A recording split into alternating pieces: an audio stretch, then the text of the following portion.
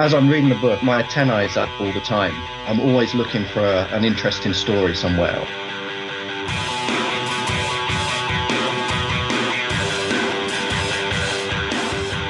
Hey podcast listener, you're about to discover insider tips, tricks, and secrets to making more sales and converting more prospects into customers with email marketing. For more information about the Email Marketing Podcast or the Autoresponder Guide, go to dropdeadcopy.com/podcast. Hey everybody, it's John McIntyre here, the Autoresponder Guy, and it's time for episode 42 of the McMethod Email Marketing Podcast, where you'll discover tactics and strategies to increase your email profits by 25 to 100% in 90 days, that's 3 months or less, without spending more on advertising. Now, episode 42, I'm proud of that. I think it's almost a year since this podcast began. So I've had a blast. I hope you have too. I had some great feedback, and it really seems like it's helping people out. And I have no intention of stopping anytime soon. I'm going to keep getting out there, keep trying to find people that are worth talking to on the topic of email marketing. I find this subject fascinating, and it's so valuable for businesses. Anyway, enough of that. Today, I'll be talking to Michael Silk.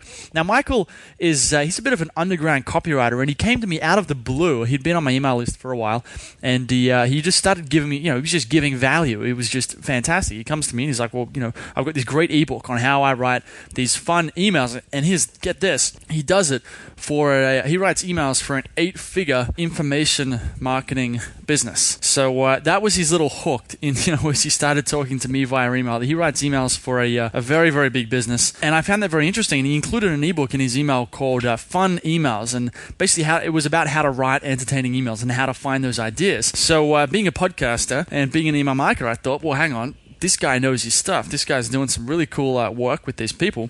How about I get him on the podcast to share with me and share with everyone else about what he's doing? What does an 8-figure email look like? What does an email for an 8-figure company look like?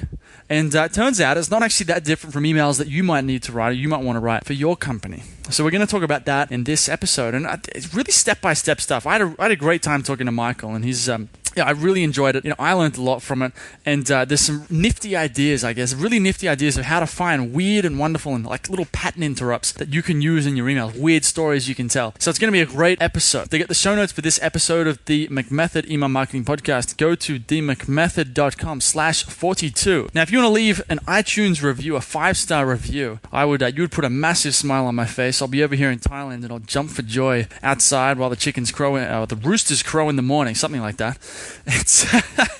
So you go to iTunes, search for the Email Marketing Podcast, leave me a review, and you can drop a link to your website, and I'll read it out when I read the review. So that's that, and that'll help get the word out about the show. Now, I've got one listener question, and then we'll get into this interview with Michael Silk. The question is, what to concentrate on with split testing? Okay, this is a fantastic question because there are millions of variables that you can test, but only a few of them are actually worth testing. So here's the thing. The simplest way to think about this is you have variables that whisper and variables that scream. Now, what do I mean by that? Variables that whisper are things you can go and test certain things, and you produce, it'll make a difference, but it will make such a small difference that it's barely even worth testing it. Okay? Then you've got variables that scream. And these are variables that when you test them, they're going to swing the response. This could be the difference between a page that makes you a ton of money and a page that profits and a page that loses you money. Okay, so let's talk about that. So what are variables that whisper? Well, this is things like font size, font color, background color, really basic stuff that doesn't affect, it doesn't really change the meaning of the page much, right? They're going to change the response a little bit, but we're talking incremental points. And unless you have a lot of traffic, there's just no point doing that. So what are variables that scream? This is things like your headline. David Ogilvy is famous for saying that when you've written your headline, you spent 80 cents on the dollar. So if you want to test something, test your headline. Start there. Another thing you can test is price. Whatever price you have, that can produce huge swings in conversion. So price is another one. The opening sales message or the lead, or, the first sentence, the first few sentences, that's the same, right? So a lot of this stuff is what's really going to affect. When someone lands on a page, the headline's really going to decide whether they're going to keep reading. And then the first few paragraphs, or the first few sentences, are going to decide whether they read the rest of it. And if they read the headline and they read the first few sentences, and they're interested at that point, they may read quite a lot more. So it's like that first impression is what counts. So that's your variables that scream. If you had to have the top 3 variables, it'll be the headline, the price, and the opening, say, sentence. Just test those things. Okay. And really, most people don't have enough traffic to test more than one thing at a time. So start with testing that headline. And there's a study, I think it's in Breakthrough Advertising, maybe it's a John Caples book, where they test the difference between how to fix cars and how to repair cars. It's something like that. And how to fix cars converts, I think it's 20% better than how to repair cars or something like that. And the reason I bring this up is that one word change from repair to fix can produce a difference. That's just something to keep in mind. So, when it comes to testing headlines, don't feel like you have to write an entirely new headline. If you have a headline that converts decently right now, try changing one of the words around. Try and make the word more simpler or say it differently or more punchier, that kind of thing. Okay? Now that's enough of that. Let's get into this interview with Michael Silk and find out what an 8-figure company's email marketing looks like. Let's do it. It's John McIntyre here, the autoresponder guy. I'm here with Michael Silk on how to write emails that grow an 8-figure a year internet business. Now, before we get started, I just want to clarify that it's possibly a low 8-figure or a high 7-figure internet business. So it's somewhere around that vicinity, depending on who you ask related into this. Now, Michael came to me via the podcast. He sent me an email just a few days ago and said he'd listened to a few episodes, and he started telling me a bit about what he did. And turns out that Michael writes emails for a very big client in the info marketing and kind of seminar area, classic internet marketing business, but not doing make money online stuff. It's a different niche, and he writes a lot of the emails, so he has to write at very short notice. He's got some other clients, as far as I know, as well, and he needs to come up with emails with very short notice, and he needs really creative ways of coming up with annotating stuff, which is really what happens when you are a consultant and you're writing for clients. It can be very hard to come up with ideas without drawing on your own experience. And how do you write? Say you're a guy and you're writing emails about, I don't know, it could be makeup. I'm sure we'll get some specific examples in a minute, but you got to get good at creating ideas out of thin air, and sometimes it's not something that you're going to be able to draw from your personal experience. So what Michael has to share today is something very interesting. He sent me a PDF, and the top of the PDF says fun emails that help grow an 8-figure a year internet business. So we've got F.U.N, that's an acronym, and this is just a really simple framework for coming up with great emails really, really fast. So I think today, this is going to be a great episode and with some really actionable information you can use and take away and apply in your business today. So we'll get into that. How you going today, Michael? Yeah, very good. Thanks, John. Thank you. Yeah, it's great to have you here, man. So before we get into the fun emails specifically, I tell the listener a bit about who you are and what do you do.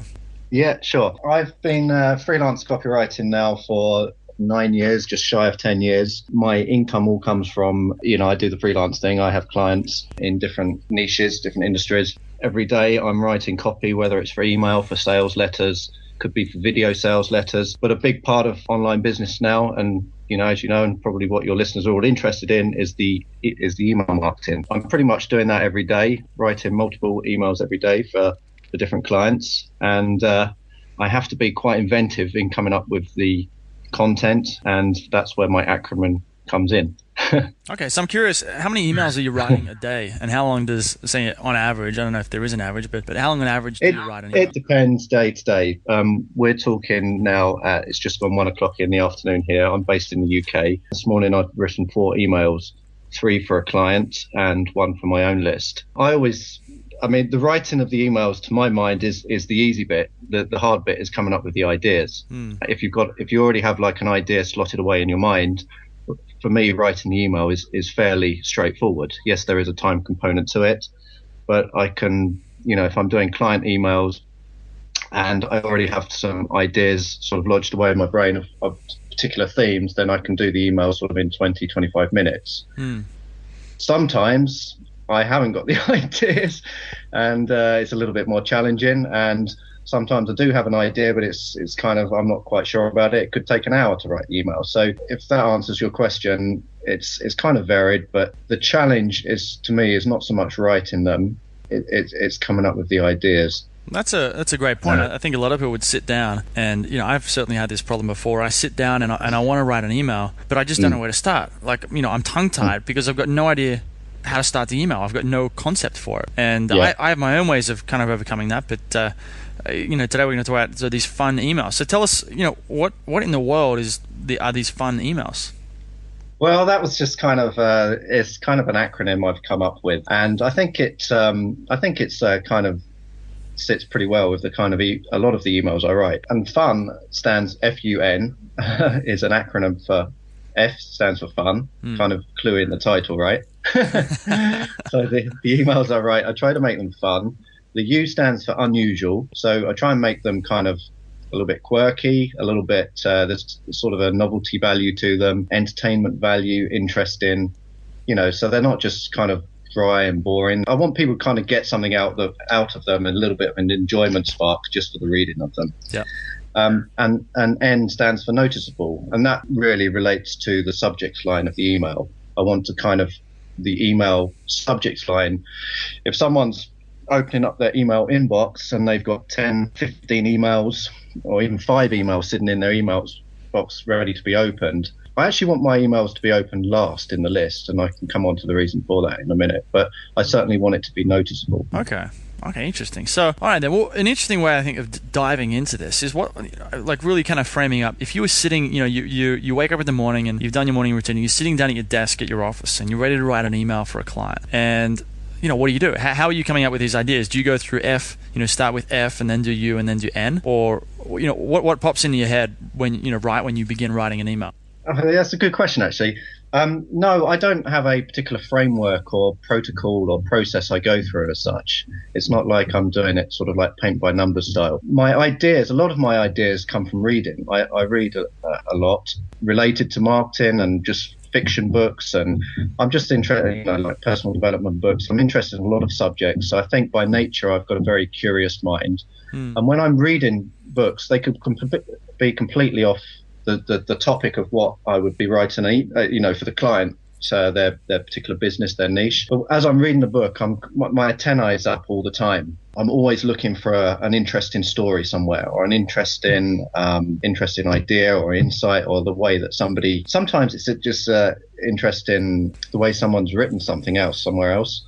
So my antennae is up always when I'm reading. Another place because I do write these kind of quirky emails, and by the way, I just want to kind of say this, not all the emails I write are these quirky style. This is just a particular style that I write for a client. I do write more obvious promotional ones. Sometimes they're a little bit more direct in promoting a particular product or a seminar. But these fun emails they're kind of like, I call them kind of in-between emails. So they go out to the list. The clients send in emails every single day to the list. And on some of those days, the client actually calls them connection emails. So they're just kind of going out and they're just kind of keeping their business top of mind awareness to the list. So these fun emails are generally, that's the goal of them. They kind of get opened, get read, and leave the reader with an uplifted, feel-good feeling that ultimately ties in with the client's business and potentially makes them want to go and buy a product. But I think the emails, these fun emails, they have an overall uplifting effect on all of the other emails. So right now would be a good time for an example. Should I go through the list? Let's start with email 1. Go to arrested for armed robbery. What is that about? Okay. All right. So that particular one from memory, the other place I also go for ideas is I type into Google like funny story or odd story, and it comes up with stories from newspapers around the world. They're these kind of quirky, weird stories. And I think that's where I got this one from. So this one was, so the subject line was go to arrested for armed robbery. I mean, I could read the email if you want. Should I read the email? Let's read the whole email. Okay, subject line, go arrested for armed robbery. And this is the content of the email. Sometimes things get weird, very weird. Take, for example, the goat that got arrested for armed robbery. It happened in Nigeria. According to news reports, vigilantes were on patrol in Nigeria when they came across 2 armed men attempting to break into and steal a Mazda 323. The vigilantes chased down the armed robbers. What happened then? One escaped, the other, apparently, by doing some weird witchcraft thingamajig, he turned himself into a goat. So the vigilantes captured the goat and took it to the police station, whereupon the goat was held in custody until it was scientifically proven, in brackets, I kid you not, that a human being turned into a goat. That's a true story. Anyway, the point, although you won't be able to turn a person into a goat, you will be able to do some very exciting, can't look away hypnosis stuff with strangers on the street when you follow what's on this page. And then there's a link in this particular thing, whatever the website. So I'm using a very kind of quirky, off-topic story, and then I call it the twist. I'm kind of twisting it into leading to the point, or anyway, what's the point of this? Or sometimes it's the transition phase. All this reminds me of. blah, blah, blah. Yeah. I know exactly what you mean. There's so many ways of framing this up, but you're basically telling a story and getting someone's attention and then doing like a Yeah. slide or a twist or whatever word you want to use there into some Yeah. sort of pitch.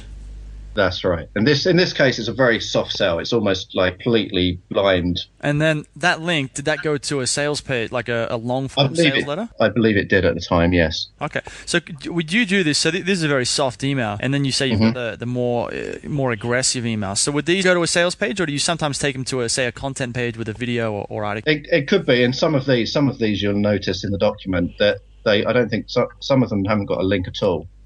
I think some of them will just be, the value is in the email itself. And when I say the value is in the kind of the entertainment value of the email itself. But they generally all tie back to a subject of hypnosis. Sometimes it's like a pat on the back email, do you get what I'm saying? It's Absolutely. Like, it's not necessarily selling them something. It's just kind of like keeping their mindset on hypnosis and, all the reasons why it's good to keep learning it. Right. I mean, I've had people. I actually find this really hard to explain to people unless they've been on my list and they've seen. I don't know if you signed up to my list, but it's a similar kind of thing. I have. Oh, you have. Okay. So I'm doing basically the same thing. Is you tell some sort of story and get their attention with something. I've got to try this, a goat story or some weird story like that. It's great. But basically telling a story and then sliding into a pitch of some kind. And when you explain it like that, it doesn't really make much sense if you've never seen it before. But when you give someone an example, like we just did, it just illustrates, like you can get how it works. I mean, professional speakers do this all the time. I was at a conference in Bangkok about a month or two ago, and I was just trying to pay attention to what made the difference between the great speakers and the average boring whatever speakers. And I just noticed it always comes down to the same thing: stories. The good speakers will get up there with a slideshow, which is basically 10 different pictures on 10 different slides, and each slide correlates to a story. And they tell a story with a funny or humorous or helpful punchline, which then leads to the next story. And there's an overall story arc for the presentation, and that's it. But then the average speakers, they throw up, numbers and facts and so many words on the screen, and you just tune out. But these stories, with this goat story, I could easily see myself or someone who was interested in hypnosis receiving that and going, that was just really cool. I'm never going to unsubscribe on an email like that because the pitch is so subtle, yet it's so good as well. It's so subtle, but it's so, it gets under your skin. By the way, it probably looks better in print than I did a job of reading it out there. But you did a great job. So when it comes to, let's say the listener is sitting down to write an email and they got their mind's blank. They've got no idea. Right? Is your suggestion to go out to Google and say, type in, weird stories or funny stories, or to, pay attention to the books they've read? What if, is it to do that, or is there some way, something they can do when they're sitting there? That question is aimed at somebody that's not obviously not writing emails, and in a way, the answer will reveal itself when they actually sit down and start writing emails and they get a few under their belt. But that's it depends on the purpose of the email. If it's a more direct promotional email, then perhaps this, you've got to kind of use a bit of your own judgment and common sense. Perhaps this kind of email that we've just discussed would not be the most appropriate. Perhaps you want to kind of get into the benefits of what's being promoted sooner. But the thing is, I love reading, so I get a lot of my ideas for reading. If people like watching films or going to the cinema, then perhaps that's their kind of idea breeding ground. You've got to kind of get them from where you're going to, if somebody said to me, Michael, you've got to go and, all your ideas are going to come from watching DVDs, then I'm going to be out of luck because I don't generally watch too many. And that's not my preferred method, as it were. A good idea, and this is something I don't do all the time, but I have done in the past, because the thing is, I get an email through from the client saying, Michael, can you write 3 emails on this, or can you write 6 emails on this? And it's a lot to, in one gulp, it's a lot to do. It's not like doing 1 email per day. It's, sometimes I'm writing sort of, as I said at the front of this call, 3 emails this morning for a client, 1 for myself. Some days I'm writing 6 or more emails a day. So it's kind of like a conveyor belt process. One thing that I would recommend, and I know a lot of people listening to this are probably all kind of computer techno savvy, but just put a piece of paper in your back pocket and carry a pen with you. And I've got ideas before when I've been at the gym. And I've been on a treadmill, and one particular thing springs to mind. Where I'm running on the treadmill, there's a glass wall in front of me, and then you can see down into the the basketball arena. And on the wall, they've got one of these rock climbing walls, So the students are there, you know what I mean? There's the sort of the indoor rock climbing thing. Yep. And there's a teacher there, and they're climbing the wall. And that became the idea of one of my emails. It's like, to get from the bottom of the wall to the top of the wall, you've got to go from one stepping stone to the next. You can't go from the bottom to the top. It doesn't matter how good a climber you are. It doesn't matter how much experience you have. You've still got to go step by step, hand grip by hand grip. So that became the theme of one of my emails. If you want to get really good at X, you're going to have to go through step-by-step process. And I know that you probably get in like really frustrated that it's not happening sooner for you and faster for you. But no matter who you are, no matter, look around at all the top people, they've all had to go through this process one step at a time, one hand grip at a time. And that's the way it works. And so that's just off the top of my head, an example of ideas coming just from day-to-day living. If you're writing for yourself, it's a lot easier because you can kind of put yourself into the email as first person. Writing for clients, I'm not able to do that because I can't use my own. I couldn't say, today I was running on the treadmill at the gym and I noticed, and I can't put somebody else's name on that. I can't put the client's name on that because it wouldn't be, it's not right. Okay. I've tried to show this to people before, when I've been out to dinner with them, where when I try to explain how to do this type of storytelling is you can pick anything. Like, in that story you just told Dan, you could have told a story about the treadmill and how, you could be running on a treadmill and you're not getting anywhere. But, anytime you like, you can press that stop button and you can step off the treadmill and you can go somewhere. And this is kind of like, if you're doing email the way most people do it, you're just running on that treadmill. You're not getting anywhere. But if once you get this skill, I think the listener can probably see where I'm going with this. But once you get this skill, you can pick anything. You can see a glass on a table and talk about the craftsmanship, and then talk about how your product is going to somehow help them become a craftsman of some kind. You can. It's crazy and it's so much fun actually. And it's nowhere. I find writing sales letters very stressful. It takes a lot out of you. But email is just you. It's you just talk about whatever's on your mind at that time of the day. It's so fun. Yeah, I call it the twist. It's twisting whatever observation or idea, and it's twisting it toward your product or your idea or your philosophy or whatever it is that people are kind of quote unquote buying in with you. Okay. One thing I want to know is, let's say you're someone, the listeners develop their their skill. They're able to write these emails, and all right, great. Now it's like, well, what? Should they say, how do they arrange this into a sequence? Should they be sending this daily or every 3 days? What order should the emails go in? When should they do a pitch versus, say, doing these more softer emails? Do you have a framework a way of doing things on that side of things? I don't have a framework as such, but I do have a viewpoint on it. Okay. I mean, again, with the emails I'm writing for clients, that they determine what emails go out when. So they make that decision. The kind of emails I've shared with you and the kind of ones we're talking mostly about today, we're calling them fun emails. I mean, that's the acronym I've come up with. I don't think that you should send one of those every single day. Let me reframe that. I think you should try and send an email every single day, but I think you want to mix them up. Otherwise, even though these kind of like naughty, quirky emails, if you just sent one of those every single day, after a while they become, people get a bit too used to those. Right. So I think you should send more content. I think you should send some that are more direct promotion. I think you should send some with a little bit more of a teaching angle on them. I think sometimes you should send emails that could be just, if you're writing emails for yourself, it could be just like, do you know what? I'm feeling a bit zonked out and down today. Anyone got any good ideas for a DVD I could watch tonight? Thanks, Michael. It's just to vary them up. Yeah. Okay, I know what you mean. It's a bit like I think of it a bit like a boxer. In boxing, if all you've got is a big right hook and that's your only punch, then you're going to come up unstuck sooner or later. In boxing, every punch sets itself up for the next. So you need the little setup punches. You need the you need the jab, you need the big right. Do you know what I mean? You've got to be flexible.